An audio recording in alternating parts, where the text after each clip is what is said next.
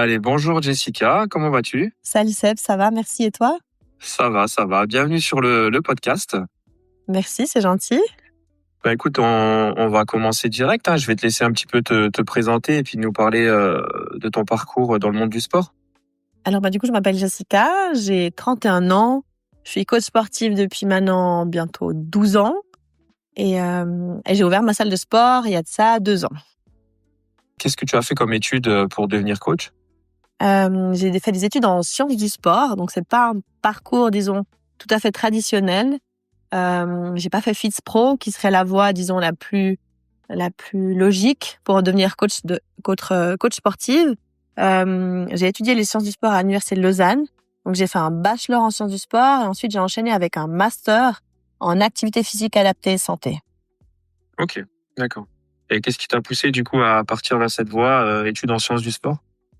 Pour moi, ça a été tout à fait logique parce que je suis une grande passionnée du sport. J'ai toujours pratiqué le sport et ce depuis ma plus tendre enfance.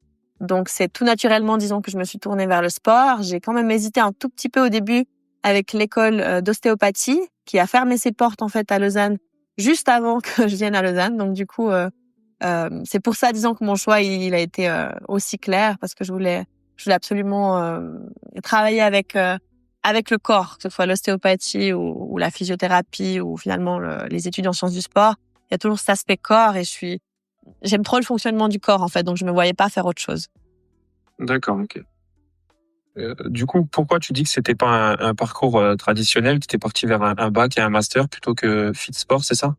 Oui, FITS-Pro, c'est une formation voilà, pour devenir coach sportive en Suisse. Pourquoi? Parce qu'en fait, à la base, j'ai quand même hésité un tout petit peu à devenir prof de sport dans les écoles.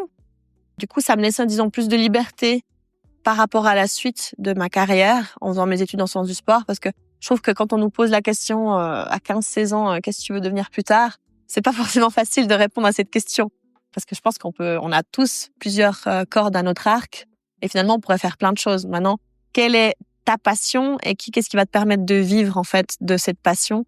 Je me suis dit, ouais, pourquoi pas prof de sport? Et plus ça allait de l'avant, j'ai aussi fait quelques remplacements dans les écoles, plus je me disais, bon, c'est sympa, j'aime bien, mais c'est pas ce qui me fait vibrer. J'ai commencé à faire du coaching, en fait, en parallèle de mes études. Et là, je me suis dit, waouh, c'était une évidence pour moi, en fait. Tout le monde, même autour de moi, s'en est aperçu. J'ai toujours été, voilà, passionnée par le sport et j'aime vraiment transmettre, en fait, mon savoir, mes connaissances, aider les gens à se sentir mieux dans leur corps. Donc, voilà pourquoi je me suis tournée vers les études en sciences du sport. Parce que, voilà, le sport, c'est ma passion. Et parce que ça me laissait plus de liberté, disons, pour la suite, par rapport à mes choix professionnels. Ok. Et donc, du coup, prof de sport, ça, tu l'as fait pendant ton cursus pour les Oui. écoles? Je l'ai fait pendant mon cursus et puis après mon cursus aussi. Quand j'étais déjà coach sportive, je faisais aussi des remplacements dans les écoles pour me faire un petit peu de sous en parallèle. D'accord, ok. Oui, du coup, je pense que t'avais quoi comme tranche d'âge? C'était des personnes, enfin des jeunes de 15 ans à peu près? Ouais, exact. Des fois plus jeunes, ça dépend des classes, des remplacements que j'avais, mais des plus jeunes, des plus âgés. Mais ça s'est toujours bien passé. Disons, j'ai pas eu de mauvaise expérience. Je pense même que les élèves, ils m'appréciaient plutôt bien. J'ai toujours eu le contact facile aussi avec les jeunes. C'est juste qu'en fait, à l'école, t'es obligé d'être là, t'es obligé de faire du sport. Madame, j'ai mes règles, je peux pas faire ci. Madame, enfin, il y avait toujours finalement, bon, ça c'est une excuse, une bonne excuse entre guillemets, mais il y avait toujours des excuses même qui n'étaient pas vraiment valables pour pas faire du sport parce qu'ils avaient simplement pas envie. Ce que je peux tout à fait comprendre, mais moi ça faisait pas, c'était pas, comment dire, Oui, c'est c'est pas ce que compliqué. tu recherchais, quoi. Exact, c'est compliqué de transmettre à des gens qui n'ont pas vraiment envie d'apprendre, qui traînent les pieds. Et du coup, c'est vrai qu'en coaching privé, c'est différent parce que les gens, ils se tournaient vers moi avec de réels besoins, plus que des envies, parce que la plupart du temps, c'est vraiment des réels besoins, de se sentir mieux dans leur corps, d'atteindre un objectif précis, que ce soit la compétition ou simplement un objectif esthétique. Mais les gens, ils avaient finalement une motivation qui était plus importante où ils se tournaient vers moi en disant « j'ai besoin que tu m'aides ». Donc, du coup, ils s'investissaient différemment que des élèves dans une école, évidemment. Oui, oui, quand le besoin, comme tu dis, vient de toi-même, Exact. t'es plus investi que voilà, quand on te force, entre guillemets, même si le sport à l'école est très important pour nos jeunes, sachant qu'en plus, avec les derniers chiffres qui sont sortis, le taux d'obésité grimpe en flèche d'année en année, malheureusement. Mais bon, du coup, c'est vrai que quand tu es forcé à l'école, c'est pas la même chose que tes clients qui ont un réel besoin. Exactement. Mais c'est une motivation intrinsèque. C'est la personne vraiment qui vient d'elle-même. Là, ils sont juste là pour être là parce qu'ils sont obligés d'être là. Donc, c'est clair que la motivation n'est pas la même. Exact. Pourquoi as-tu décidé du coup d'ouvrir ta propre salle de sport et de ne pas travailler dans une salle déjà ouverte, par exemple? Bon, ce qu'il faut savoir déjà, c'est que j'ai travaillé pendant des années dans différentes salles, ce qui m'a permis de me faire les pieds, d'avoir un maximum de bagages et de connaissances par rapport à, dans le milieu, disons, dans le monde du sport et de voir aussi les différentes salles, comment elles étaient construites, etc. J'ai toujours rêvé d'ouvrir ma salle de sport. Après, il faut avoir les fonds pour pouvoir le faire, la possibilité, disons. Et du coup, là, c'était vraiment l'occasion qui faisait le larron. J'ai un client qui était intéressé, qui avait un espace et qui m'a demandé pour ouvrir une salle de sport. Au tout début, j'ai refusé pendant une année parce que je venais de m'engager ailleurs. Et moi, quand je m'engage quelque part, j'aime pas m'engager et arrêter directement tout de suite derrière. Je trouve que ça se fait pas, par respect pour la personne qui nous a fait confiance. Donc du coup, j'ai dit que malheureusement, s'il m'avait posé la question 2 mois plus tôt, j'aurais dit oui avec grand plaisir, mais que là, je m'étais déjà engagée ailleurs.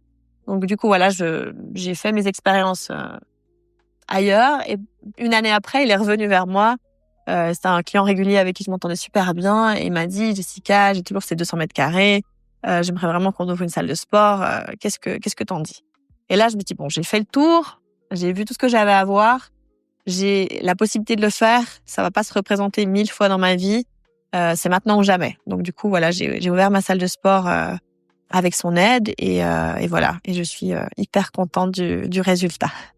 Donc, tu as toujours continué à le coacher du coup pendant l'année où tu t'étais engagé pour une autre salle de sport, c'est ça? Oui, exactement. Mais j'étais indépendante, donc je faisais comme je voulais. C'est juste que j'avais, on va dire, principalement mes clients au Non-Stop Gym, c'était en l'occurrence. J'ai travaillé là pendant une année environ. Et voilà, mais j'étais indépendante, donc je faisais comme je voulais, j'arrangeais mon temps comme je voulais. Et lui, j'ai toujours continué de le coacher. Donc ça fait depuis, j'étais au Green Club la première fois que j'ai rencontré, donc ça fait des années maintenant. Et voilà, et on s'entraîne d'ailleurs toujours ensemble à l'heure actuelle. Ok, c'est parfait.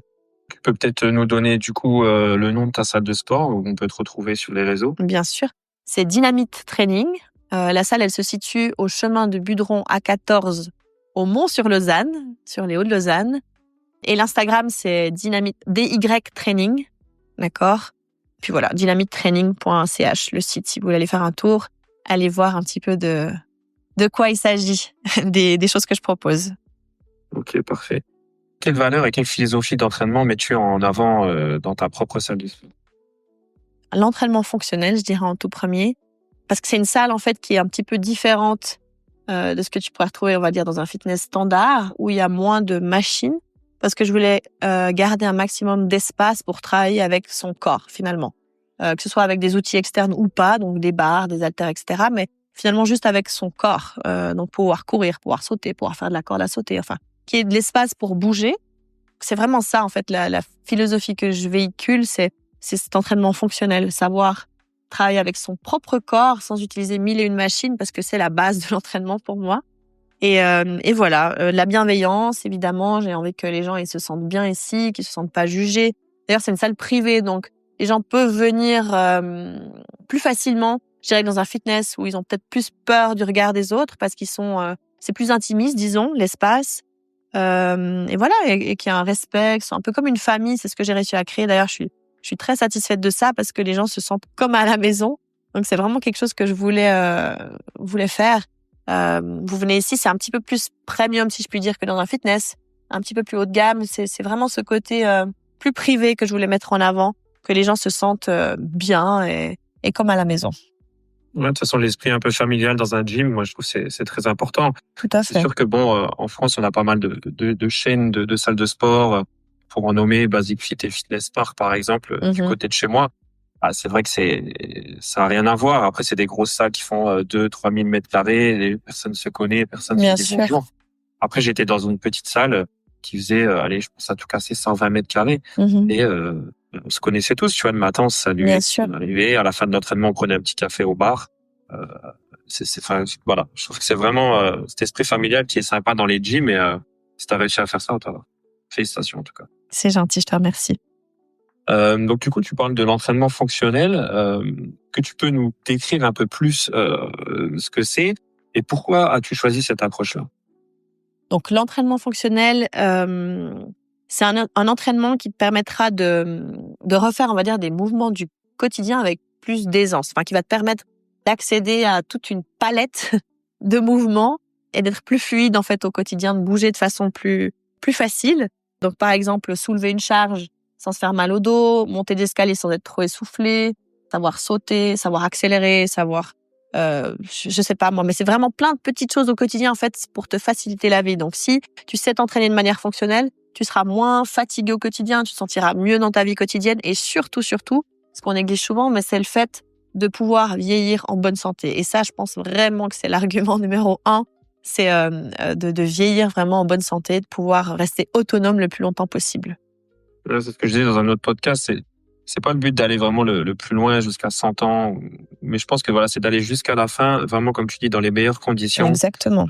Sans bon après voilà, on y passera peut-être, mais pour éviter tout ce qui est voilà le fauteuil roulant, etc. Si on peut vraiment, comme tu dis, s'entraîner au quotidien pour aller le plus loin dans les meilleures conditions. Exactement. Et puis éviter aussi les blessures, avoir un corps qui est plus harmonieux, plus équilibré de manière générale en fait.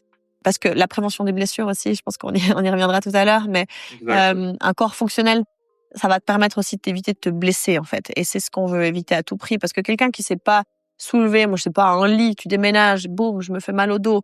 Quelqu'un qui sait s'entraîner, qui a un corps fort, qui est résistant, qui a été entraîné, il va pouvoir soulever un lit sans se faire mal. D'accord? Donc c'est des petites choses comme ça, on se rend pas compte, mais au quotidien, ça nous facilite la vie et ça nous permet d'éviter de se faire mal et de vivre vraiment en meilleure santé à tout âge. C'est vrai, c'est vrai. Mais bon, après, du coup, dès qu'il y a un déménagement, c'est souvent celui qui fait du sport qu'on appelle, du coup. Ça, c'est pas faux. Ça, c'est vite pas faux. sollicité dans ce cas-là, oui. Ça, je te l'accorde. Du coup, comment adaptes-tu tes séances aux différents profils de sportifs? Est-ce que tu as vraiment que des débutants ou tu as des athlètes confirmés qui se préparent, par exemple, pour des compétitions? Non, j'ai un public plutôt hétérogène. J'ai aussi des anciens sportifs de haut niveau, par exemple, qui reviennent vers moi à la fin de leur carrière, à qui je fais des programmes d'entraînement parce que ils sont un peu déconditionnés, ils ont envie de retrouver la forme, ou ils ont eu des interventions. J'ai eu d'ailleurs récemment un ancien hockeyeur de haut niveau qui est venu vers moi suite à une prothèse de hanche pour se remettre en forme. Donc voilà, j'ai vraiment un peu tout type de profil. Après, bien sûr, j'ai principalement des gens qui veulent se remettre en forme ou simplement rester en bonne santé aussi. Donc voilà, un public très hétérogène, que ce soit des hommes ou des femmes. Comment j'adapte mes séances? Ça dépend vraiment du niveau et des objectifs, disons, de chacun. Aussi des contraintes, parce que certaines personnes, elles ont des blessures, des limitations articulaires, etc. Donc je peux pas faire ce que je veux, je dois faire attention à ça. Et voilà, pour un athlète, disons, confirmé, ce sera plus la technique, ce sera un peu plus spécifique le travail, et on travaillera peut-être plus avec un tempo spécifique aussi, alors qu'avec un débutant, on va vraiment plus, c'est plus la compréhension du mouvement, beaucoup de mobilité pour pouvoir être plus fluide en fait dans le mouvement, parce qu'ils sont souvent un peu raides et ils ont de la peine à exécuter les mouvements correctement. Et c'est pas faute de vouloir, c'est faute de pouvoir justement. Donc la mobilité, c'est vraiment aussi ma spécificité et quelque chose qu'il faut absolument travailler pour être plus fluide et plus performant. D'accord, c'est quelque chose qui a été négligé pendant très longtemps et aujourd'hui on s'aperçoit que vraiment c'est la base du mouvement. Donc important de faire de la mobilité, petite parenthèse. Et voilà comment j'adapte mes séances en fonction de tout ça, du niveau, disons, de mes athlètes, de leurs objectifs et puis des éventuelles contraintes auxquelles je dois faire attention avec eux. C'est vrai que la mobilité, c'est assez important. On la néglige beaucoup. Je pense surtout en musculation. Euh, où on néglige peut-être les étirements en fin de séance ou même simplement des séances de mobilité pures et dures, quoi. Hein. Bien sûr. Je t'avoue, j'en ai fait une hier. J'ai encore des courbatures au niveau des ischios. D'accord. Mais c'est vrai que je vois, sachant que j'ai démarré le Muay Thai l'année dernière, c'est vrai que je vois qu'il y a des mouvements où je suis très limité à cause justement de cette mobilité, de hanches, de jambes tout simplement, hein, pour aller chercher des endroits assez stratégiques. Mais bon, voilà, c'est vrai que quand tu as fait de la musculation pendant des années, c'est un peu dur de se limiter entre guillemets à 15 minutes de mobilité, de stretching pour aller chercher cette mobilité, cette élongation de muscles. Mais bon, il faut passer par là, qu'on n'a Ouais. pas trop le choix. Après, c'est drôle ce que tu dis, tu vois, parce que en fait, quand je parle de mobilité, la plupart du temps, parce que j'ai des exceptions. Hier, j'ai un monsieur, il est venu faire 1 heure de mobilité avec moi. Et je peux dire que c'était pas gagné d'avance dans le sens où les premières fois qu'on s'est vu, il était très raide. Mais je pense qu'il en avait besoin, il en avait vraiment besoin, disons, et il sentait ce besoin. Donc voilà. Et là, il le fait maintenant régulièrement, 3-4 fois par semaine de son côté. Et moi, j'ai vu les résultats parce que lui, je le vois très peu. Généralement, je les suis quand même plus, mais lui, je le vois très peu. On se voit une fois tous les mois, tous les 2 mois pour faire le point, pour voir comment ça évolue. Et j'ai vu déjà une belle progression. Ça veut dire que vraiment, tout le monde peut avoir des résultats. Et quand on commence, en fait, c'est là que c'est le plus dur. C'est comme tout. Quand tu commences une nouvelle activité, tu en chies, entre guillemets, vulgairement dit, parce que c'est difficile, parce que tu sors ta zone de confort. Plus tu t'entraînes, plus ça devient facile. Tu vois ce que je veux dire? Donc après, tu prends un certain plaisir aussi, même à faire de la mobilité. Je donne un exemple. Maintenant, des clients avec qui, franchement, quand je parlais mobilité, ils me regardaient, ils me regardaient, non, t'es sérieuse? Et maintenant, si je fais pas la mobilité, entre guillemets, je la fais toujours, mais si je la fais de manière, disons, plus raccourcie, et puis qu'on enchaîne plus vite sur un autre exercice, etc., ils vont me dire, seulement. C'est comme s'ils ont un manque, ils ont ce besoin, en fait. Donc, c'est ça qui est chouette, c'est se créer ce besoin, faire en sorte que les gens, ils ressentent les bienfaits de la mobilité et que ils la fassent finalement naturellement parce qu'ils ressentent les bienfaits, cette dernière au quotidien, quoi. Exact. Que penses-tu du coup du rôle du mental dans la progression sportive et comment aides-tu tes élèves à développer ce côté vraiment mental d'acier? C'est la base, le mental. Parce que sans le mental, je dirais, on va pas très loin, hein, que ce soit dans le sport ou que ce soit dans le domaine privé. C'est important de travailler là-dessus. Souvent, mes élèves, ils vont me dire, j'y arrive pas, je peux plus. C'est ce que j'entends systématiquement. Et ils peuvent encore. Et ils y arrivent. Et en fait, mon rôle, c'est vraiment de leur montrer qu'ils sont capables d'y arriver. Les encourager, valoriser leurs petites réussites. Et voilà, et leur faire reprendre confiance en eux, parce que je pense que c'est vraiment une question de confiance en soi.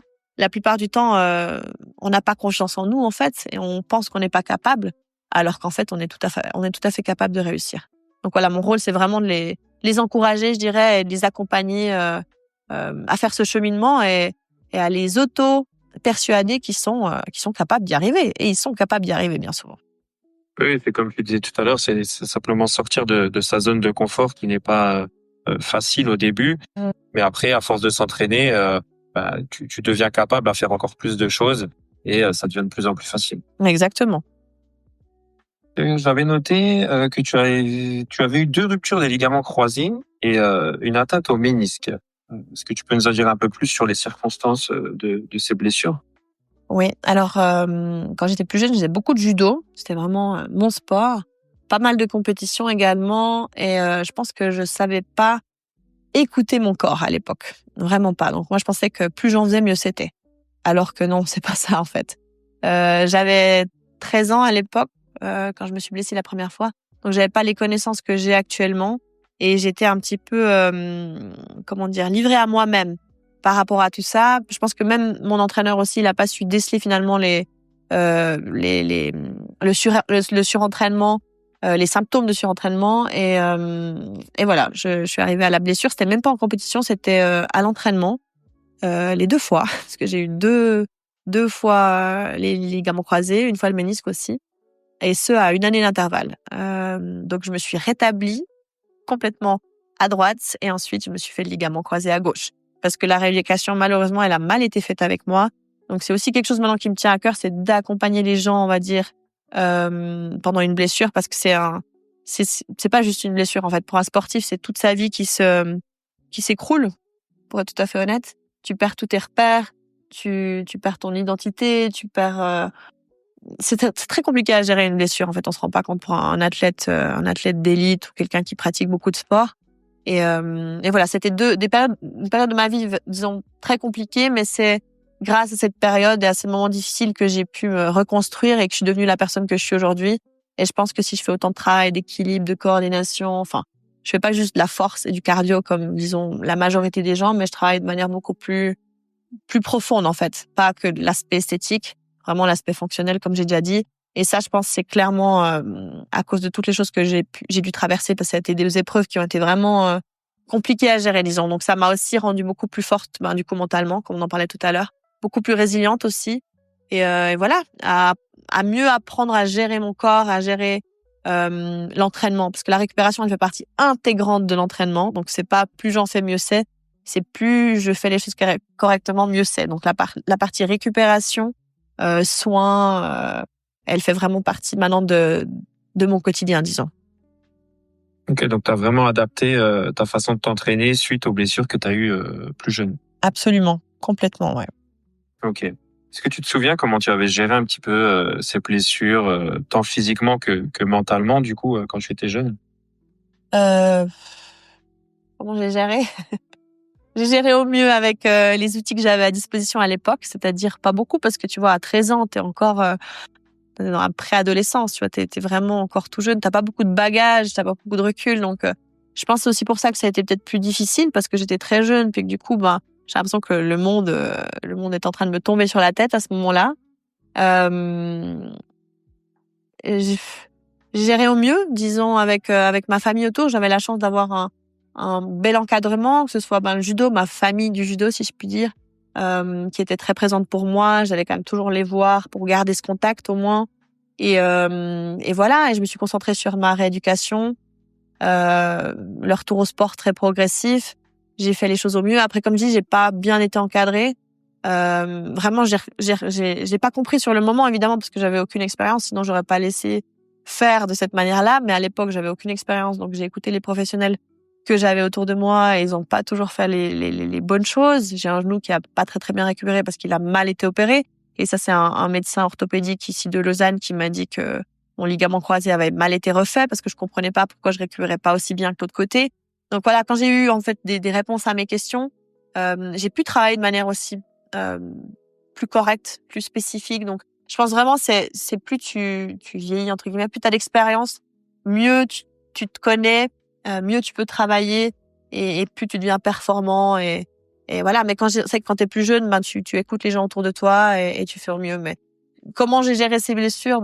Au mieux, j'ai envie de te dire, mais ça a été difficile à gérer. C'était vraiment voilà, des périodes de ma vie qui ont été compliquées, mais vraiment je les ai utilisées comme une force aujourd'hui. J'en ai fait ma force et je pense que c'est ça qui fait la différence, c'est la façon dont tu vas prendre les choses. Une blessure, bien sûr, c'est un frein dans ta carrière. Ça peut même être rédhibitoire, hein. Tu peux mettre un terme à ta carrière à cause de ça. Mais tu dois voir toujours le verre à moitié plein. Et je me suis dit, OK, je peux plus faire les jambes en ce moment, enfin, à part la rééducation, OK, mais qu'est-ce que je peux faire? Moi, je peux travailler sur le haut du corps, je peux travailler là-dessus. Donc, je suis plutôt de nature optimiste et je pense que c'est ça qui m'a permis d'avancer, disons, et puis de me rééduquer au mieux et puis voilà, de me remettre sur pied, disons. Du coup, tu parles de carrière, mais c'était vraiment judo côté loisir ou tu faisais beaucoup de compétitions? Alors, j'ai pas mal de compétitions. Après, tu peux pas vraiment faire carrière dans le judo en Suisse. C'est pas un sport qui rapporte beaucoup d'argent, donc je pensais pas faire carrière dans le judo, disons. Mais c'est vrai que j'ai beaucoup de compétitions. J'espérais quand même aller assez loin. J'avais d'assez bonnes prédispositions, mais après, c'est vrai que les blessures, elles m'ont vite ramenée à la réalité. Et voilà, je me suis dit, OK, de toute façon, tu peux pas vivre du judo. Autant maintenant te concentrer sur tes études en sport, en sciences du sport. Et j'arrivais pas à faire les deux, pour être tout à fait honnête, parce que je me blessais encore trop quand je faisais du judo. Il fallait que mon corps il soit à 100% pour réussir une université en sport, parce qu'on a beaucoup de pratiques. Donc ça partait un peu dans tous les sens. On faisait du biathlon, on faisait de la natation, des agrès, du lancer de poids, enfin l'escalade, tous les sports auxquels tu peux penser, je les ai faits en sport et on était noté. On était noté, c'était assez exigeant évidemment. Hein. On parle d'université, on parle pas d'une petite école, donc on avait toujours les meilleurs profs de chaque discipline, etc.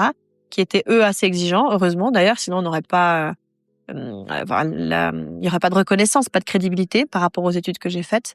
Donc il fallait que mon corps il soit à 100%. Donc j'ai vite compris qu'il fallait que je fasse un choix et puis que le judo malheureusement c'était pas un sport qui allait me permettre d'en vivre quoi. Oui, contrairement aujourd'hui à ton métier de coach sportive. Exactement.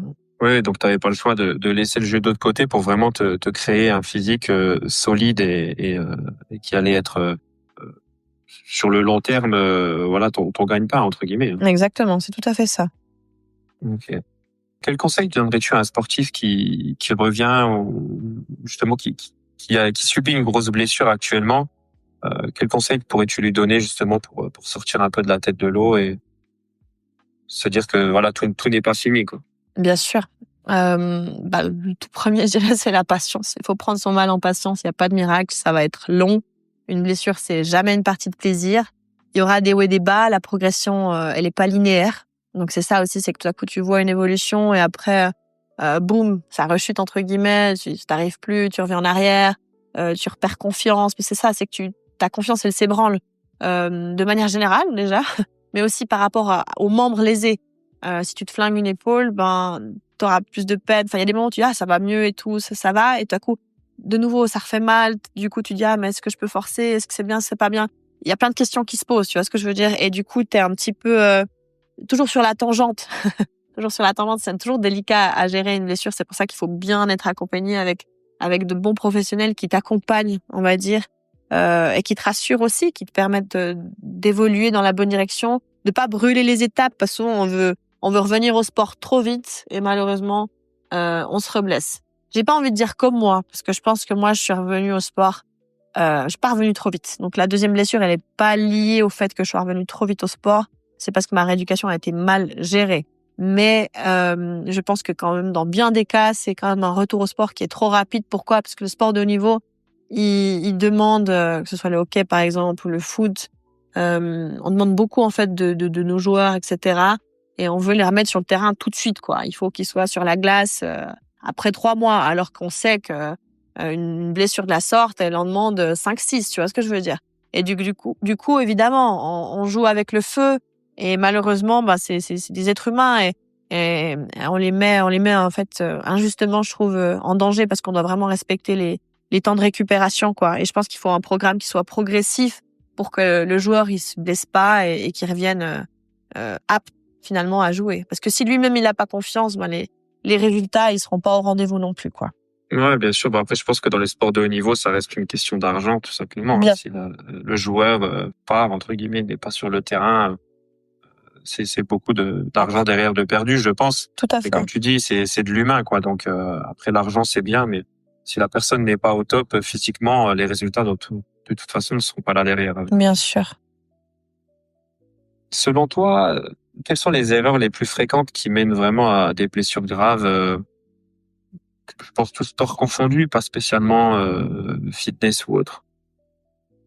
Déjà un échauffement inexistant ou bien un peu bâclé dans le sens où certaines personnes n'y réalisent pas qu'un échauffement c'est la clé en fait pour une bonne séance. Pour moi, c'est c'est indispensable. Donc déjà ouais, un échauffement, on va dire qui serait pas fait de manière correcte, enfin qui serait pas fait correctement. Des mouvements aussi qui sont pas bien exécutés. Donc je prends l'exemple d'un développé couché où les bras ils sont pas bien à 45 degrés, on peut vite se blesser par exemple à une épaule. Le manque de récupération.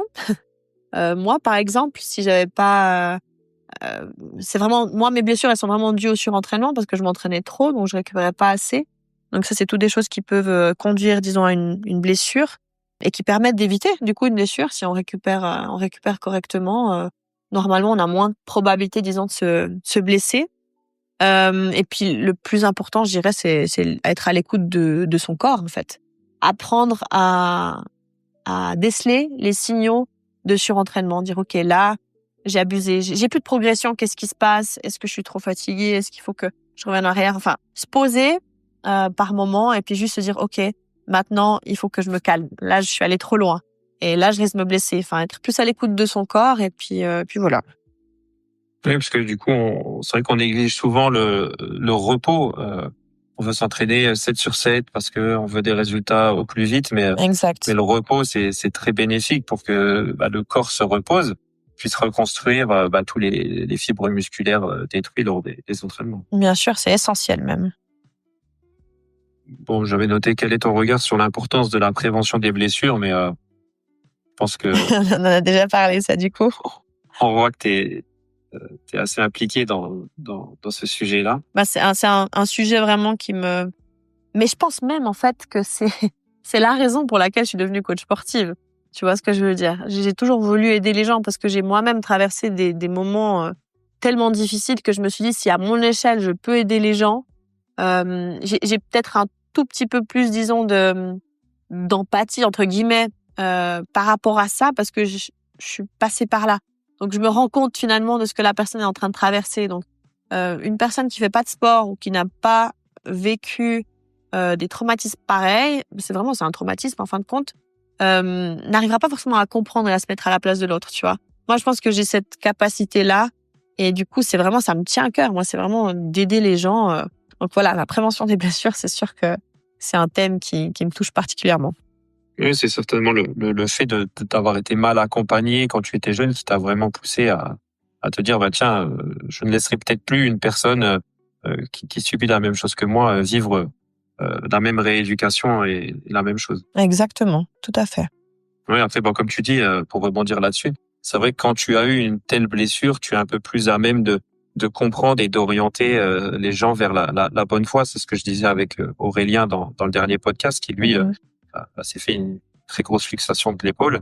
C'est vrai que quand tu as un client qui vient avec la même blessure ou une même pathologie, bah, toi, sachant que tu vis la même chose, tu es plus à même de pouvoir l'orienter dans la bonne direction, quoi. Tout à fait. Et c'est pour ça qu'il faut vraiment s'entourer de professionnels qui sont compétents, vraiment des meilleurs. Parce que moi, je pense aussi que j'ai pas eu la chance d'être bien encadrée quand j'étais plus jeune, parce que déjà j'étais dans une petite ville où il y avait pas forcément, disons, les meilleurs médecins et je pense honnêtement, hein, vraiment avec le recul, que j'ai pas eu un accompagnement qui était idéal, quoi. On aurait clairement pu optimiser et j'aurais pas dû me reblesser une année après. Et ouais, Malheureusement, c'est arrivé. voilà, c'est des choses qui Mais arrivent. après, c'est important que tu dis de s'entourer vraiment des meilleurs.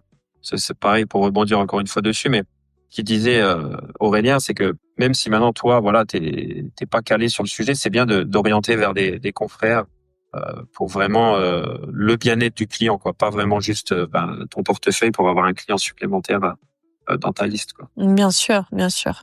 Et moi, j'ai de la chance d'ailleurs, gros big up à mon physio, Alyosha, qui, je l'appelle mon magicien parce que je pense que sans lui, ça aurait été compliqué, qui m'a toujours suivi et ce depuis des années maintenant, qui est aussi ostéo. Et vraiment, je pense que c'est important de s'entourer de gens comme lui, par exemple, des professionnels qui sont à la pointe dans leur domaine et qui nous permettent finalement d'avancer dans la bonne direction, nous freiner quand il faut aussi, et qui nous connaissent et qui savent vraiment nous aider, quoi, quand il faut, et puis de la bonne manière. Donc moi, je conseille vraiment à tout le monde d'avoir des gens comme ça autour d'eux pour avancer, vraiment avancer et dans la bonne direction, parce que si on n'a pas les bonnes personnes autour, c'est compliqué d'arriver à nos fins.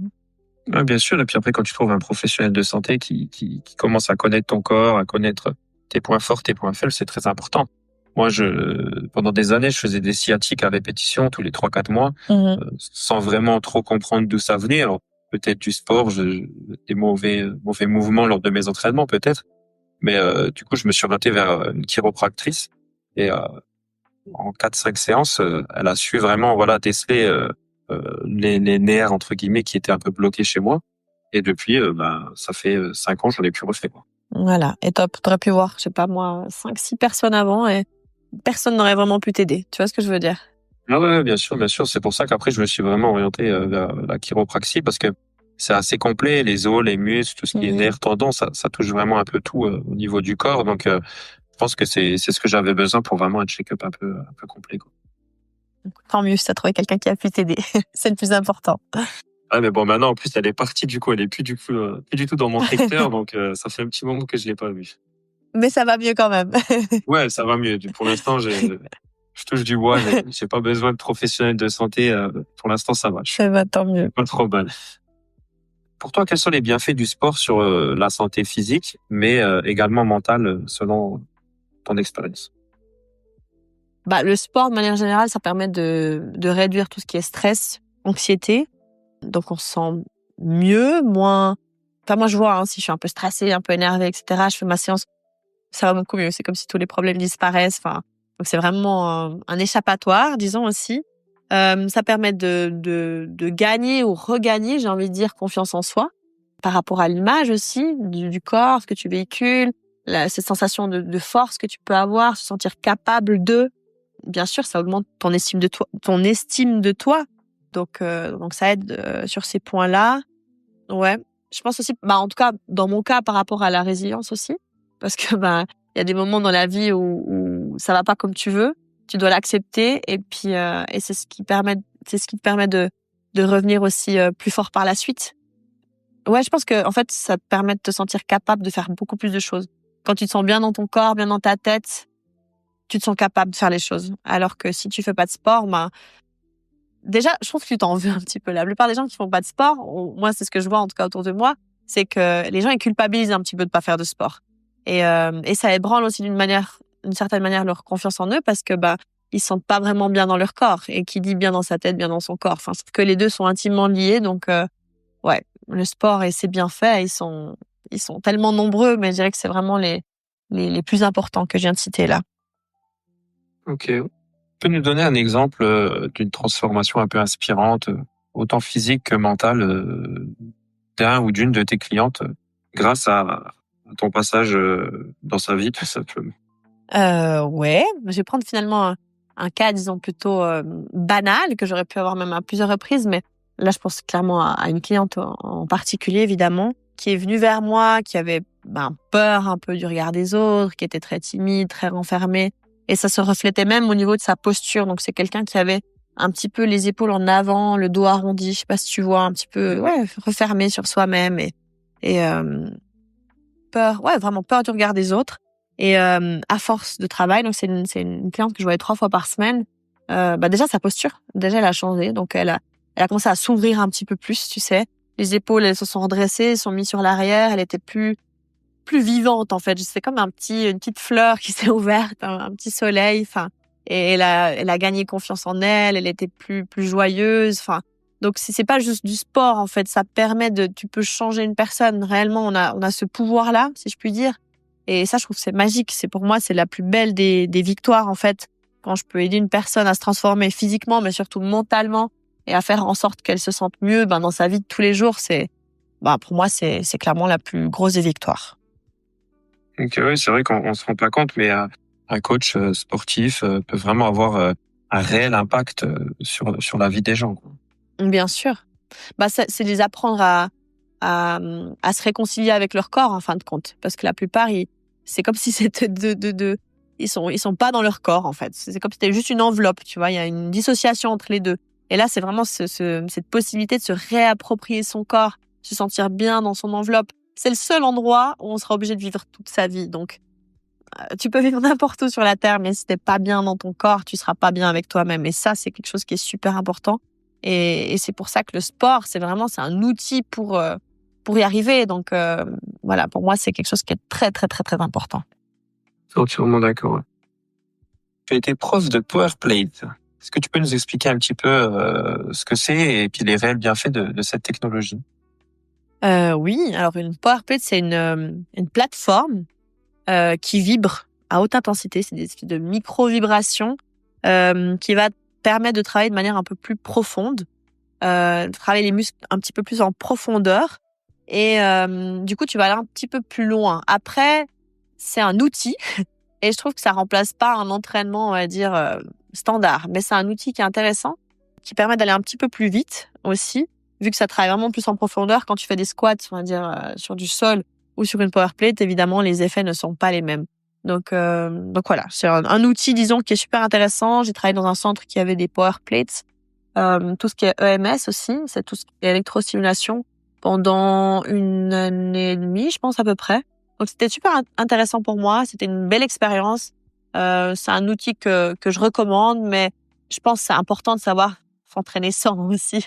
Pas faire que ça, disons. C'est un complément, mais ça remplace pas une séance de sport dans une salle de sport, disons. Traditionnel. Voilà, Parce que traditionnel. l'EMS, si je me trompe pas, c'est quoi? C'est entraînement avec une combinaison où on envoie de l'électricité, c'est ça? Exactement. Mais c'est en fait un peu le même principe. C'est pour travailler de manière plus en profondeur, en fait. Pour aller vraiment chercher toutes les fibres qui sont contractées en même temps via l'EMS, justement, ou la power plate. Donc, c'est intéressant, mais c'est aussi plus difficile après de récupérer. Si c'est mal géré, ça peut faire des gros traumatismes.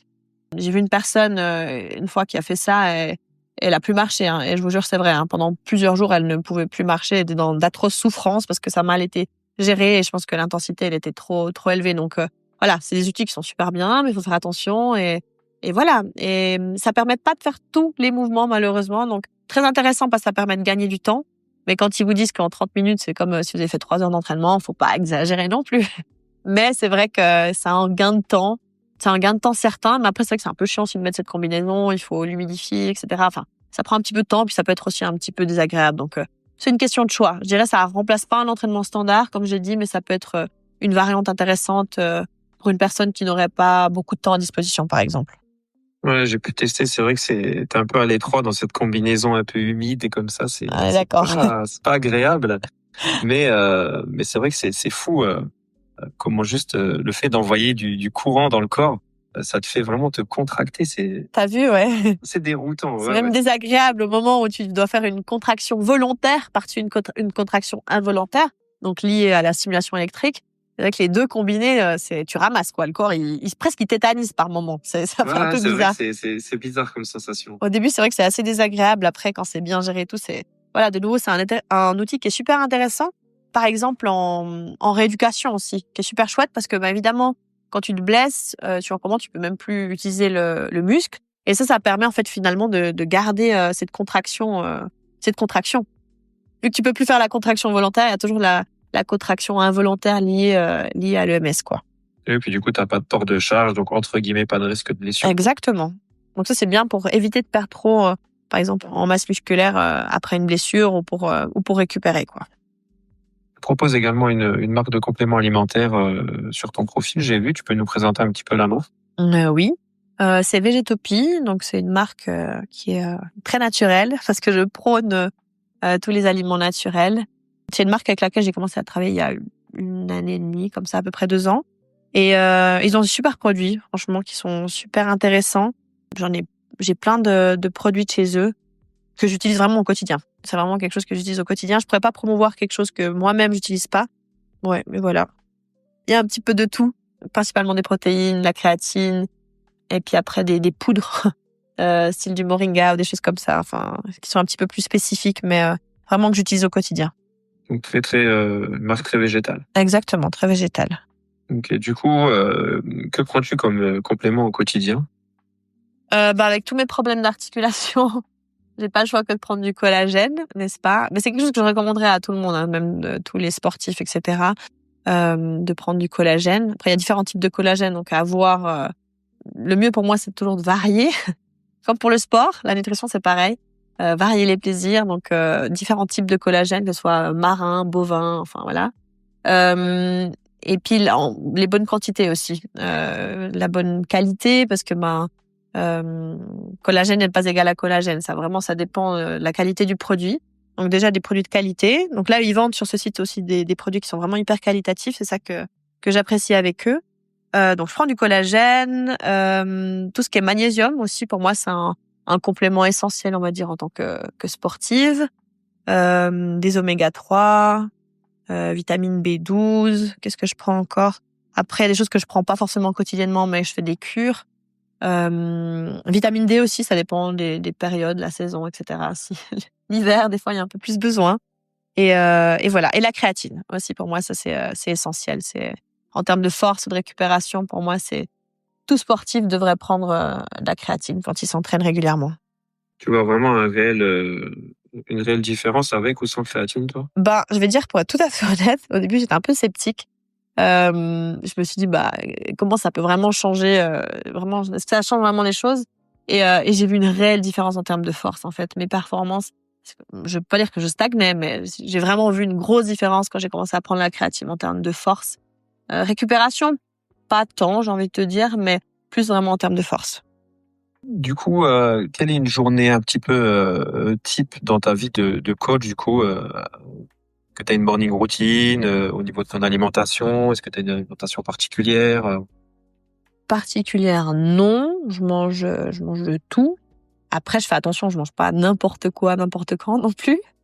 Et j'évite, en fait, tout ce qui est sucre raffiné, disons, parce que ça, c'est pas terrible. Mais comme tout le monde, c'est pas quelque chose que je vais je m'octroie de temps en temps un dessert ou comme ça, mais j'essaie, disons, d'éviter au quotidien de m'enfiler du sucre raffiné parce que c'est pas intéressant. Je reste vraiment sur des produits qui sont plutôt bruts. J'ai eu la chance de travailler aussi avec une nutritionniste et micronutritionniste qui m'a appris encore davantage. Bien sûr, j'avais déjà quelques connaissances et en tant que coach sportif, tu n'as pas le choix que de connaître, n'est-ce pas, pour pouvoir conseiller tes clients mieux. Après, je dis toujours, moi, la nutrition, c'est pas mon métier, sinon j'aurais été nutritionniste. Donc, quand j'ai des questions spécifiques par rapport à la nutrition comme ça, j'envoie aussi mes clients vers un nutritionniste qui peut faire des tests de manière plus approfondie, comme moi je ferais dans le cas du sport, tu vois. Et moi, je suis pas capable de tester toutes ces choses-là parce que c'est pas mon métier simplement. Après, par rapport à moi, par rapport à ma routine, j'ai un peu tout essayé pour être tout à fait honnête, pour voir ce qui me convenait le mieux. Parce que certains te parlent du jeûne, c'est vraiment super bien, laisser ses organes au repos, ne pas manger, etc. Sauf que si, comme moi, t'as des matinées qui sont très demandantes en termes d'énergie, t'es un peu low, puis à midi, c'est compliqué, tu vois ce que je veux dire, de manger qu'à midi. Donc voilà, j'ai un petit peu tout essayé. Je pense que le jeûne, c'est quelque chose qui est super intéressant, même de faire de temps en temps une fois un jeûne pour laisser son corps récupérer, reset, etc. Faut que j'en refasse un d'ailleurs bientôt.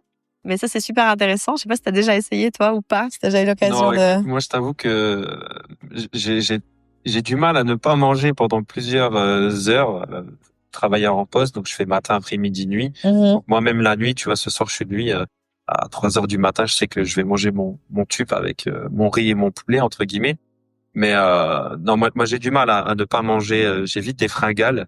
Alors bien sûr que je comble avec des bons produits au maximum, hein, fruits, barres de céréales maison, etc.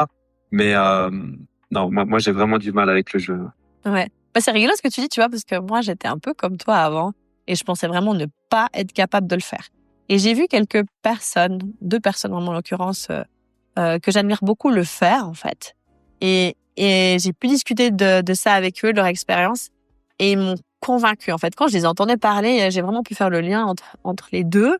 Et je me disais, waouh, enfin, ils me parlent les deux d'un profond bien-être, d'un ressenti finalement qui était plutôt agréable. Puis je me suis dit, on se dit toujours on n'est pas capable, mais en fait on n'est pas capable. Pourquoi? Parce qu'on pense qu'on n'est pas capable. C'est le mental, tu vois ce que je veux dire.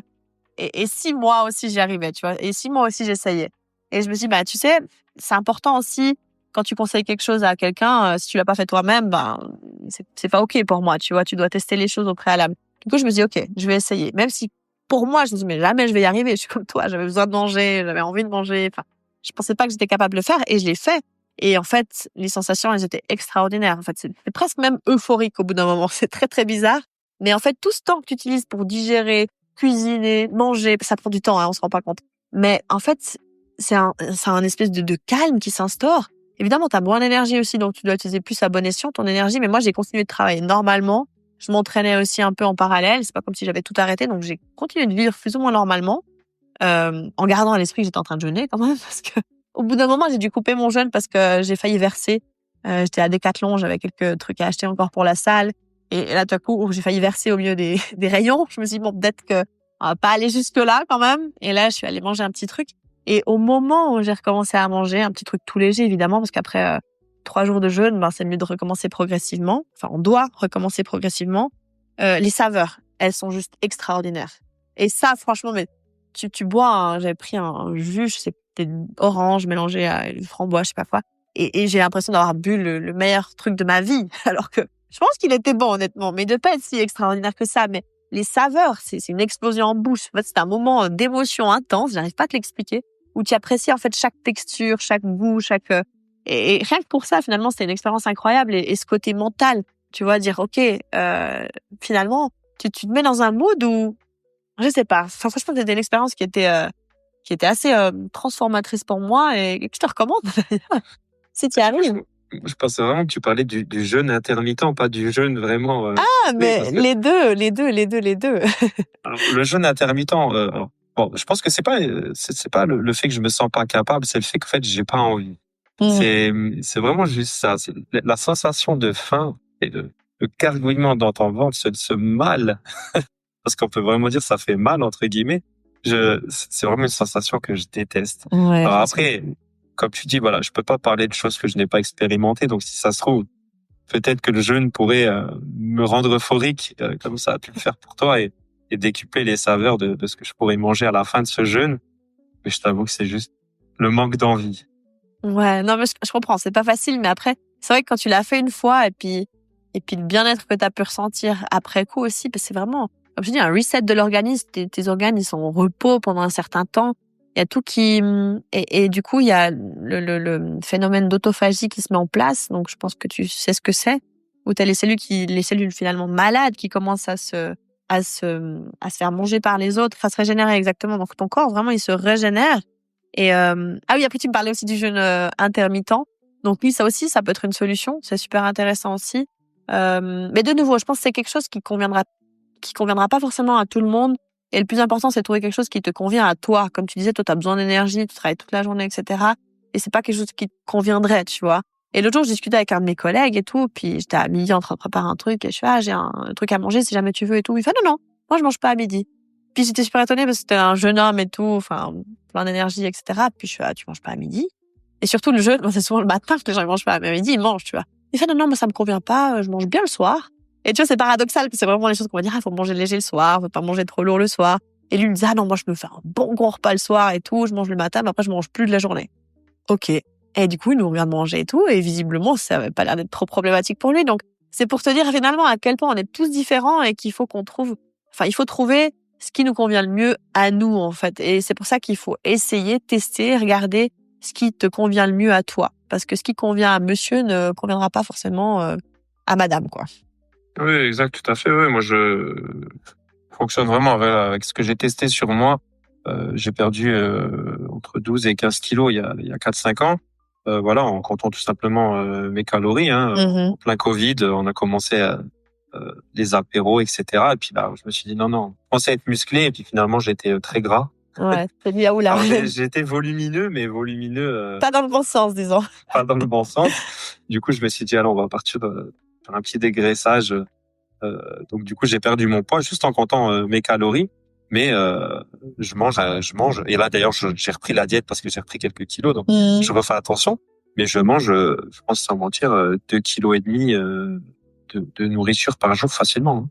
C'est pas mal. Donc après, c'est pas mal. C'est pour ça que le jeûne pourrait, comme tu dis, voilà, laisser un peu reposer tes organes tranquillement. Mais je t'avoue que moi, j'adore manger. Donc, Mais oui, les mais 2 après, tu kilos vois, de vie, je les mange si sans tu prends problème. pas de poids, tu prends pas de poids. On est d'accord avec cette alimentation-là. Ah non, je plafonne, allez, avec 2,5 kilos, je plafonne entre 2000 et 2200 calories. Mais voilà, ça va être vraiment, je vais traquer les petits trucs, tu vois, pour prendre un petit exemple. Le matin, au petit déjeuner, je vais prendre 200 grammes de framboise, 250 grammes de fromage blanc. Et avant de faire attention, j'avais l'habitude de mettre du miel et de mettre une cuillère, ce qui n'est pas grand-chose, 15 grammes de noix de coco râpée. Maintenant que je rentre dans mon application pour savoir, pour traquer mes calories, je vois que ces 15 grammes de noix de coco râpée me font 100 calories. Chose que du coup m'apporte rien à part gustativement, mais bon. Bien sûr, Voilà. mais ça n'a pas de réel Du coup, bénéfice, disons, pour ta santé. non, voilà, il y a pas de réel bienfait, il y a rien de spécial. Donc, du coup, je traque ces 100 calories-là, je les enlève.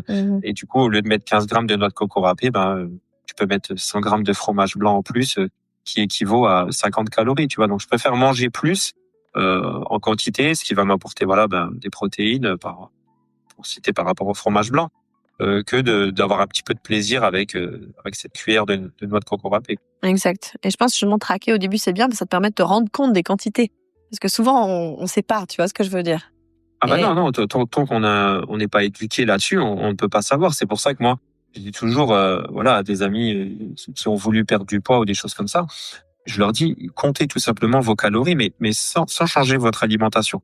Juste pour vous rendre compte à quel point il y a des aliments qui sont ultra caloriques, ultra gras, chargés en lipides, et qu'on ne se rend pas compte. Pour moi, les 15 grammes de noix de coco, voilà, c'était bon, entre guillemets. Au final, c'est full lipide, quoi, tu vois. Tout à fait.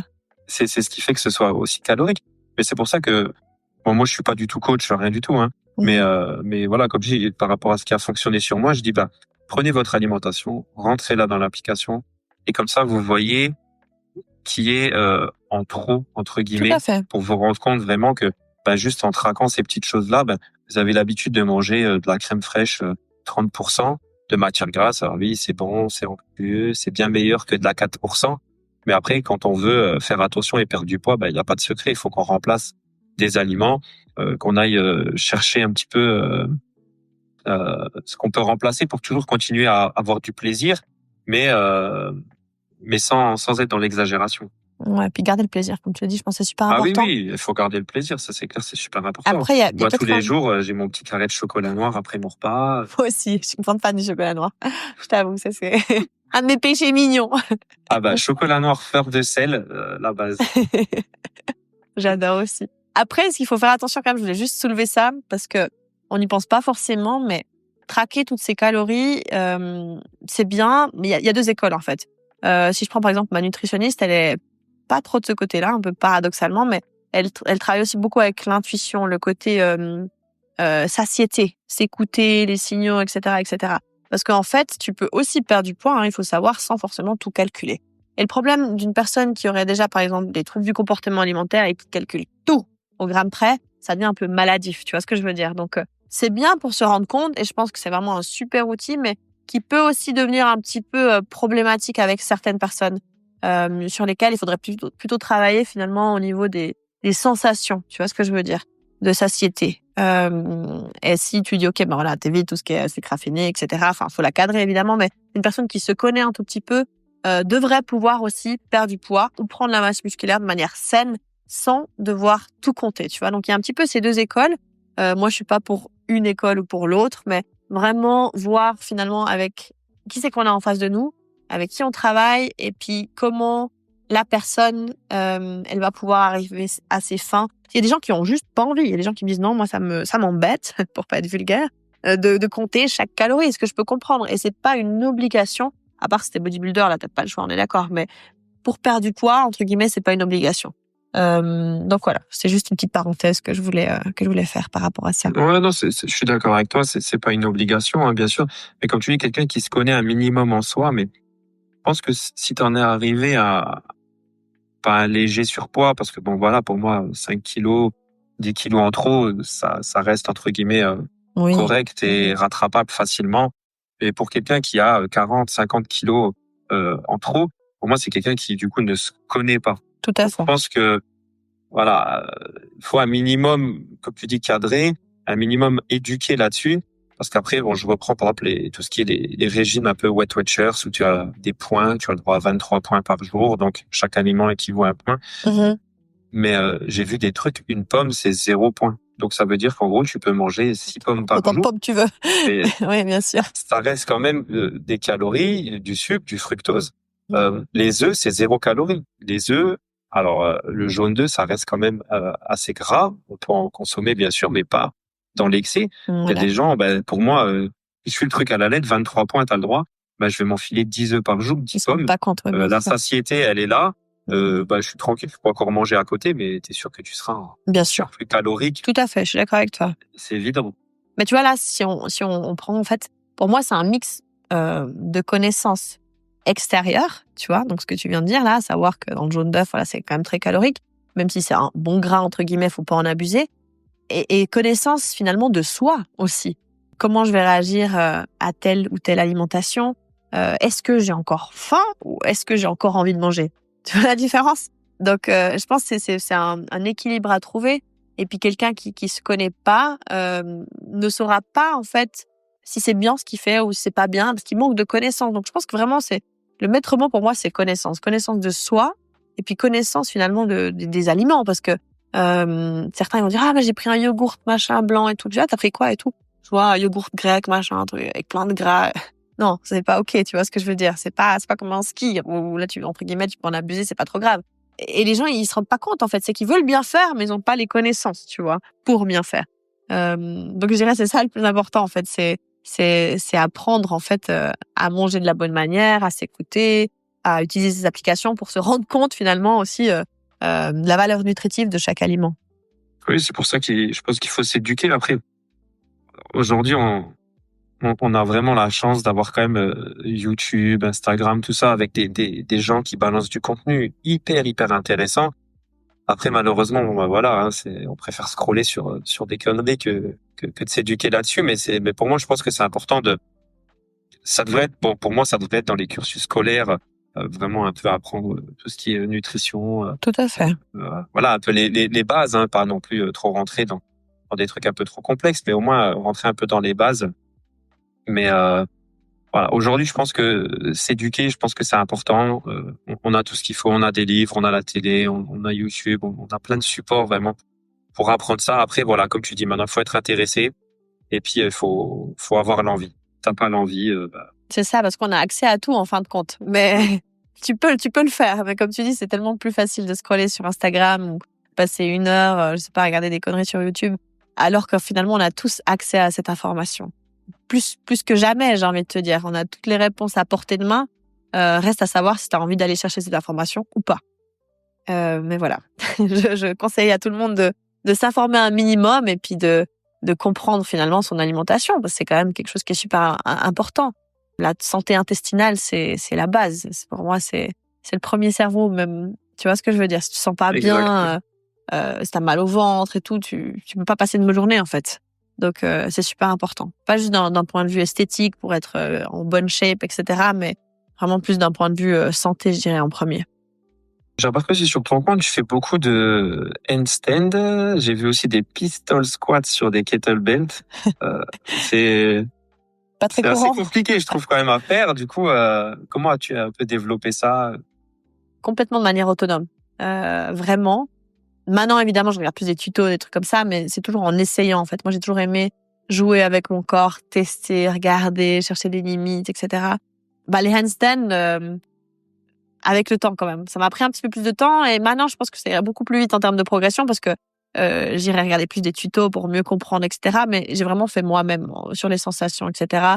Aujourd'hui, j'ai une connaissance qui est circadien, je crois que ça se dit comme ça, enfin, qui fait du cirque à haut niveau, etc., qui est mon coach, entre guillemets, comme je l'appelle, et qui me donne des feedbacks quand j'essaie des trucs, etc., qui me dit travaille plus là-dessus, attention tes jambes, mets ton poids de corps plus en avant, etc. Donc, je pense que c'est bien de s'entourer pour aller plus vite, mais après, c'est la curiosité avant tout, en fait. J'avais envie de tester, j'avais envie de ressentir mon corps.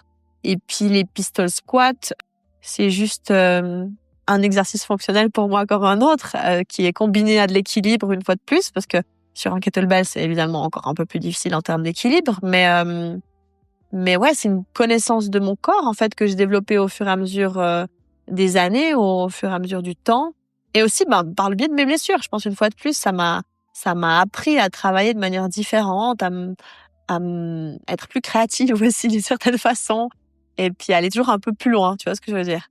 Donc voilà, c'est pour ça que j'ai une approche, disons, du sport qui est pas tout à fait traditionnelle, et c'est pour ça que les gens ils viennent me voir aussi, c'est parce que je vais les sortir de leur zone de confort, mais de manière différente. Je vais leur poser beaucoup de questions. Moi, je suis une coach qui pose des questions. Des fois, ça les perturbe. J'aime bien donner les clés, oui, mais j'aime bien qu'ils trouvent les clés eux-mêmes. Leur demander ce qu'ils ressentent, qu'est-ce que ça travaille. On fait un exercice, je leur demande qu'est-ce que ça travaille. Bon, je sais pas. Et en fait, le fait de réfléchir, d'être un petit peu plus, comment dire, proactif, ils vont d'eux-mêmes trouver les réponses en fait à leurs questions et se sentir plus concernés, mieux ressentir leur corps en fait. Parce que c'est ça en fait. Le sport pour moi c'est ça, c'est une question de ressenti, de sensation, être à l'écoute de son corps une fois de plus, comme je disais tout à l'heure, et voilà pourquoi pourquoi je fais des choses un peu bizarres et que je suis toujours un peu l'extraterrestre dans une salle de sport. Après, c'est pas bizarre, mais c'est bien, c'est des choses qui t'animent, on va dire. Oui, tout à fait, ça c'est sûr, c'est une passion pour moi, et je pense que ça se ressent aussi. Et pas plus tard que tout à l'heure, là ce matin, j'avais une cliente avec qui je travaille 5 fois par semaine en ce moment, qui faisait pas du tout de sport, qui est venue vers moi parce qu'elle voulait changer physiquement, et elle m'a dit: «Je suis trop contente de dormir tous les matins». Elle voulait pas venir au sport, c'est pas quelque chose qu'elle aimait faire à la base, et là qu'elle me dise: «Ah, je suis trop contente de venir», je me dis: «Waouh, j'ai réussi en fait, point». Ouais, c'est aussi simple que ça, c'est que j'ai réussi à transmettre mon savoir, mes connaissances, mon plaisir, ce côté ludique, parce que le sport, ça doit rester ludique. Que tu sois un athlète professionnel ou débutant, tu dois prendre du plaisir. Si tu prends plus de plaisir dans ton sport, tu vas droit dans le mur. C'est important. Alors bien sûr, des jours où on n'a pas envie, moi la première, j'ai pas toujours envie de me faire une séance. Mais après, c'est la discipline, parce que la motivation, comme on sait, ça monte, ça descend, c'est pas toujours linéaire, mais c'est important de se dire, ok, j'ai besoin de faire du sport pour moi, pour mon bien-être, pour ci, pour ça. Et ouais, vraiment prendre du plaisir dans sa pratique, je pense que c'est le plus important. Du coup, est-ce que tu as encore des défis sportifs que tu aimerais relever? Des défis sportifs. Bah écoute, j'aurais voulu faire un peu des défis, disons plus d'endurance. J'aurais voulu une fois faire un marathon, des choses comme ça. Mais je me l'interdis pour la simple et bonne raison que mon médecin me l'a interdit, mais c'est pas parce que lui me l'a interdit, parce que si j'ai envie de faire quelque chose, je le fais. Peu importe. Mais c'est plus parce que je me rends bien compte qu'avec mes articulations qui sont usées, disons, j'ai pas mal d'arthrose quand même, surtout dans le genou gauche, par rapport aussi à l'opération du ménisque, etc. Je peux pas trop me permettre. Donc disons, des défis comme ça, oui, j'aurais voulu, mais je vais pas le faire parce que je respecte trop mon corps maintenant pour faire des choses qui auront un impact négatif, on va dire, par la suite. Donc je vois pas l'intérêt de faire ça. Sinon, c'est plus des défis personnels. J'aimerais réussir une fois à faire un jour des muscle-up, à faire le drapeau, à faire des choses comme ça. C'est plus des défis de nouveau. Tu pourrais, on va dire, plus calisthéniques, si je puis dire, ou fonctionnels, disons. Mais c'est des mouvements qui sont plus difficiles et que une majorité de femmes n'arrivent pas à faire. Et du coup, c'est des choses qui sont un peu plus challenging, disons. Mais voilà, j'ai pas d'objectif, disons, comme ça, parce que je sais que mon corps, je vais pas dire qu'il tiendrait pas, parce que je pense qu'il tiendrait, mais c'est quel est le résultat après, en fait, si je peux plus marcher pendant 4-5 jours et puis que je me fracasse, c'est pas l'objectif. Je suis devenue trop bienveillante envers moi-même, envers mon corps, pour lui infliger des choses, disons, qu'il supporterait pas. Non, t'as raison. Puis après, ton corps t'en a besoin au quotidien pour travailler. Donc, Oui, ça, c'est voilà, sûr. si c'est pour, comme tu dis, te lancer des défis qui derrière auront des impacts négatifs, il n'y a pas de réel intérêt, quoi. C'est ça. Et maintenant, bon voilà, les muscle-up, tout ça, c'est avec de l'entraînement, je pense que tout le monde peut y arriver, quoi. Il n'y a pas de... Oui, on est d'accord. On est d'accord. Ok, bah écoute, on a fait un peu le tour, je pense, des questions que j'avais. On va juste passer un peu aux questions de fin, un peu rapides, on va dire. Je vais te poser des questions, à toi de répondre sans trop réfléchir, on va dire. Sans trop réfléchir, d'accord. Ouais. Selon toi, quelle serait la meilleure source de protéines? Pour moi, un mélange de protéines animales et végétales. Plutôt animales de manière générale. Poisson, viande, volaille. Si tu devais vraiment choisir garder, qu'une seule. qu'une entre guillemets, ouais. Tu dis animal ou végétal, c'est ça la question? Ouais, vraiment, peu importe. J'irais la volaille. Ouais, tu garderais la volaille. Le poulet, c'est quand même quelque chose. La dinde, c'est... Quoique les œufs. J'en consomme aussi beaucoup, mais voilà. Après, c'est vrai que la volaille, tu peux le décliner en plusieurs recettes, en plusieurs textures. Les lentilles. Après, c'est compliqué de dire honnêtement, parce que j'en mange quand même pas mal, n'est-ce pas? Oui, bah c'est sûr, c'est bien diversifié aussi. Hein, ça. C'est ça, c'est le plus important en vrai. Hein. Le meilleur exercice polyarticulaire. J'arrive presque pas à répondre à cette question parce que déjà, pour moi, il y en a plusieurs, il y en a pas un, que ce soit pour le haut du corps, bas du corps. Mais je veux dire le squat, mais ça pourrait être le soulevé de terre, le développé couché. Enfin, je les valide tous. Tu vois ce que je veux dire? Donc, j'arrive pas à répondre à cette question. Non, j'ai trop du mal à décider. Mais moi, je ferais du squat. Voilà, c'est un basique, quoi. Pas de souci. Si tu devais t'entraîner avec une icône du monde body. Du body? Ouais, est-ce que tu aurais quelqu'un que tu aimerais... J'aurais bien voulu rencontrer, et ça s'est joué à très peu de choses près, c'est Arnold Schwarzenegger. J'ai rencontré un ami à lui quand j'étais à Venice Beach. J'ai eu la chance d'aller m'entraîner au Gold Gym, mais je l'ai pas croisé. On m'a dit quand il était là et j'ai pas pu aller à ce moment-là parce que j'avais autre chose. Mais ouais, pour moi c'est une référence. Il y en a plein, mais c'est quelqu'un avec qui j'aurais bien voulu une fois pouvoir partager un entraînement, disons. Ouais, j'avoue, ça aurait pu être très intéressant. Avec un personnage de fiction. Là, tout de suite, je vais te répondre. C'est un peu influencé par ce que j'ai fait ce week-end à la salle. On a fait un graphe, en fait. C'est pas moi qui l'ai fait. C'est le graffeur qui s'appelle Jazzy, d'ailleurs, qui m'a fait un super travail. Donc, voilà. J'avais juste envie de le citer, parce qu'il m'a fait un travail juste extraordinaire. Tout le monde dit, ah, c'est toi. Non, c'est pas moi. Je l'ai appelé Xenia. C'est une référence à Xena. En fait, c'était une une guerrière que je regardais quand j'étais plus petite. Donc, ce côté un petit peu femme super-héroïne à laquelle je m'identifie un petit peu. Et voilà. Donc, Je connais Xena la guerrière. Ouais. exactement. Mais là, du coup, je l'ai appelée Xenia, parce que c'est pas Xena la guerrière, mais c'est, voilà. Puis c'est pas moi, parce que tout le monde dit, ah, c'est toi. Oui, elle me ressemble un petit peu, certes. C'était une petite touche un petit peu rigolote, parce qu'effectivement, il y a une petite référence, disons, mais c'est pas tout à fait moi. Ok. Est-ce que tu as un style particulier de musique lors de tes entraînements? Non, franchement, je varie beaucoup. Et puis, je m'adapte aussi un peu à mon public. Parce que certains me disent, ah, c'est pas du reggaeton, ils sont pas motivés. D'autres, si je mets du reggaeton, on dira, ça me saoule. Donc, franchement, tout. Ça peut être du rap US, ça peut être du hip-hop, ça peut être, franchement, tout y passe. Ouais, vraiment. Ok. Si tu ne devais garder qu'un seul complément alimentaire? Un seul complément, la créatine, je pense. Ça revient beaucoup, ouais, dans les réponses lors des podcasts, c'est beaucoup la créatine qui revient. Ouais, mais c'est la base quand même. Après, il y en a plein d'autres. J'aurais pu dire le collagène aussi par rapport à ma problématique, mais ouais, plutôt la créatine. Ok. Si tu devais donner un seul conseil bien-être qui va au-delà du sport?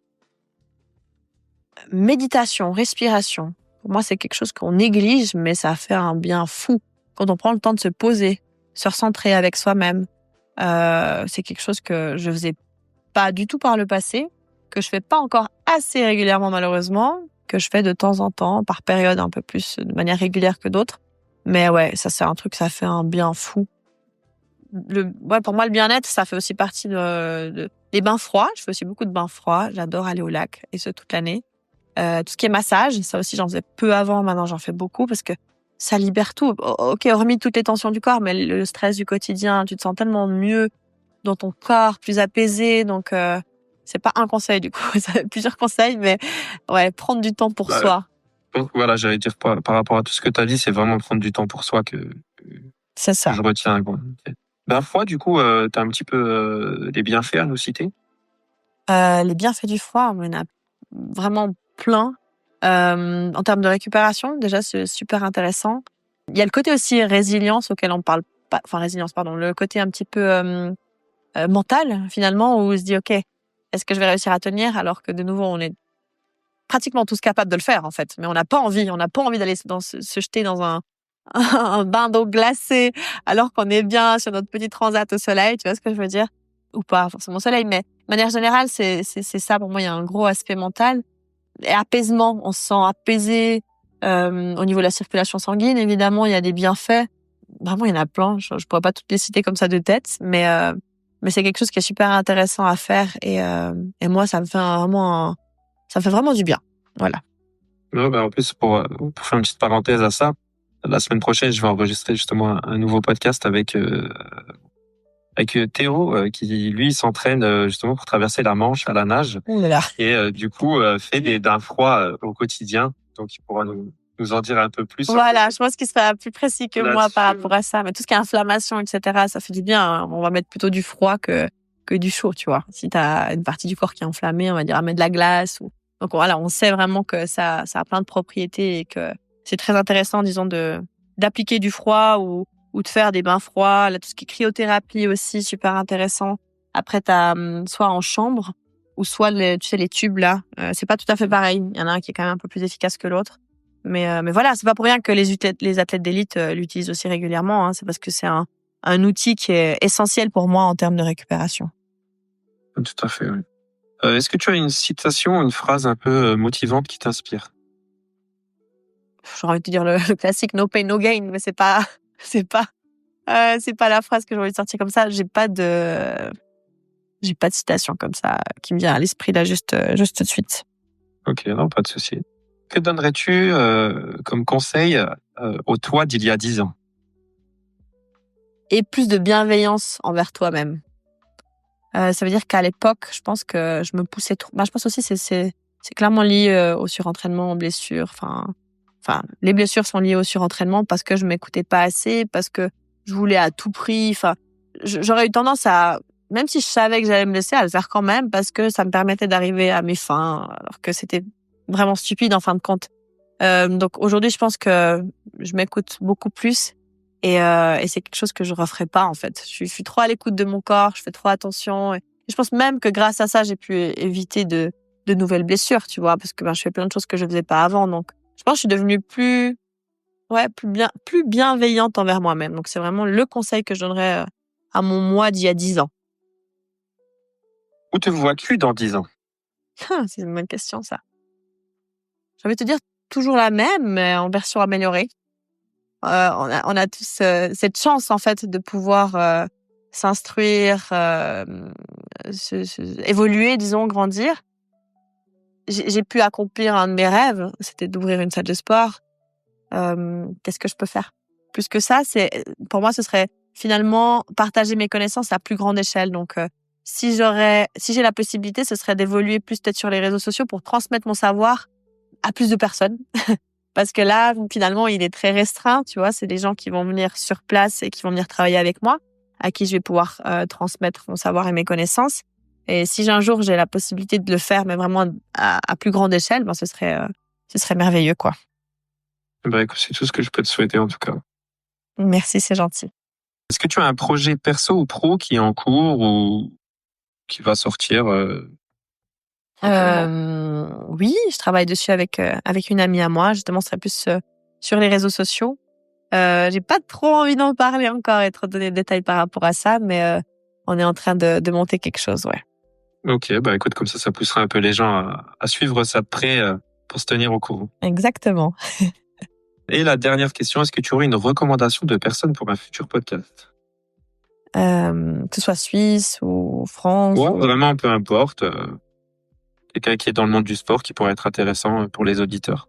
Ouais, mais oui, bien sûr, j'ai une personne en tête que j'apprécie énormément d'ailleurs et puis qui a beaucoup évolué ces dernières années et qui est devenue vraiment une personne incroyable. Après, je sais pas s'il aura du temps à t'accorder, je l'espère, mais c'est Ayoub Moutanda.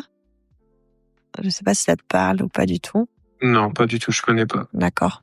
Qui habite à Genève maintenant, mais qui habite à Lausanne. Et une deuxième personne, je t'en donne deux, comme ça, c'est Samy Sibert. Et il vient faire des vidéos dans ma salle. Il fait de la corde à sauter à haut niveau. Ah, j'allais dire, ça doit être la personne de la corde à sauter que j'ai pu voir. Exactement. Et lui, il a perdu, je crois, 38 kilos. Enfin, grâce à la corde à sauter. Donc, c'est quelqu'un qui est hyper inspirant également. Enfin, voilà, ça c'est deux personnes pour moi qui ont réussi, mais c'est pas juste réussi, qui ont su évoluer, qui ont su grandir, qui sont devenus vraiment des sources d'inspiration pour bien des gens autour d'eux. Et ça, je trouve c'est super admirable.